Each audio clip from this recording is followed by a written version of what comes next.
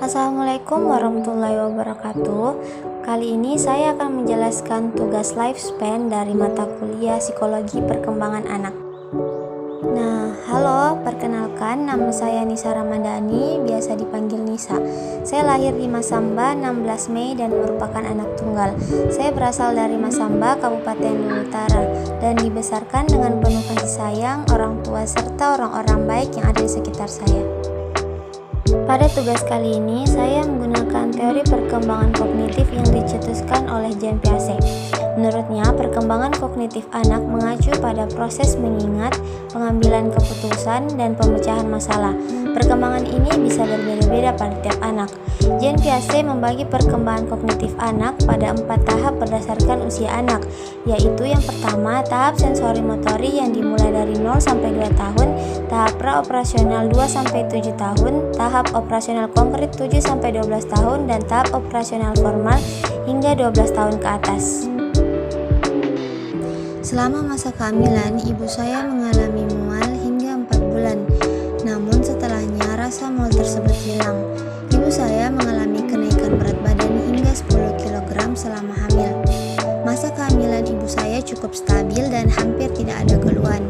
Setelah mengandung 9 bulan, pada 16 Mei 2004 saya lahir ke dunia ini melalui proses sesar karena air ketubannya sudah pecah dan satu-satunya jalan pada saat itu ialah melakukan operasi sesar. Tahap yang pertama yaitu tahap sensori motorik. Pada tahap ini dimulai pada masa 0 sampai 2 tahun.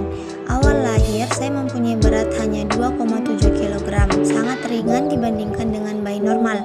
Namun hal itu tidak membuat ibu saya sedih, melainkan ia sangat semangat dan bahagia dalam merawat dan memperhatikan tumbuh kembang saya. Saya mulai dapat duduk pada usia 5 bulan, mulai merangkak pada usia 9 bulan, dan mulai dapat berjalan pada saat 11 bulan. Saya sangat rewel, namun tumbuh kembang saya sangat sehat.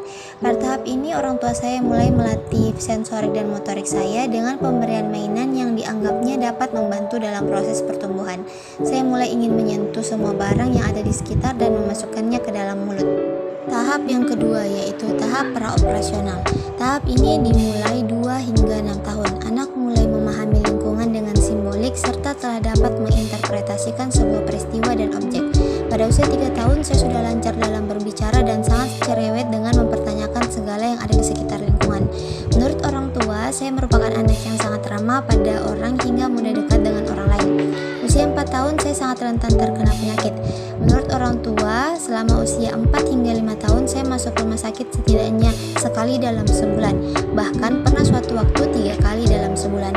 Meski begitu, saya tetap ceria dan bahkan masih cerewet. Tahap yang ketiga yaitu tahap operasional konkret. Tahap ini dimulai 7 hingga 11 tahun. Perkembangan pada tahap ini mulai terorganisir dan rasional karena anak telah dapat berpikir dengan baik, dan juga pada tahap ini merupakan titik balik utama dalam perkembangan kognitif awal. Anak mulai menunjukkan kemampuan konservasi jumlah, luas, volume, orientasi. Meskipun anak bisa memecahkan masalah dengan secara logis, mereka belum bisa berpikir secara abstrak atau hipotesis. Pada masa ini saya mulai bersekolah dan mendapatkan teman di lingkungan baru. Saya bersosialisasi dengan teman sebaya dan tidak sebaya. Orang tua saya sangat peduli dengan nilai akademik. Oleh karena itu, saya didaftarkan les bahasa Inggris, matematika, dan berbagai aktivitas lain. Pada tahap ini, kegiatan saya tidaklah jauh dari pergi sekolah, lalu berangkat les, dan setelahnya mengaji. Hal ini diterapkan oleh orang tua saya agar dapat mengalihkan perhatian saya dari gadget. Tahap yang keempat yaitu tahap operasional formal. Tahap ini dimulai usia 12 tahun ke atas. Pada tahap ini anak mulai memasuki masa remaja dan memperoleh kemampuan untuk berpikir secara abstrak dengan memanipulasi ide di dalam kepalanya.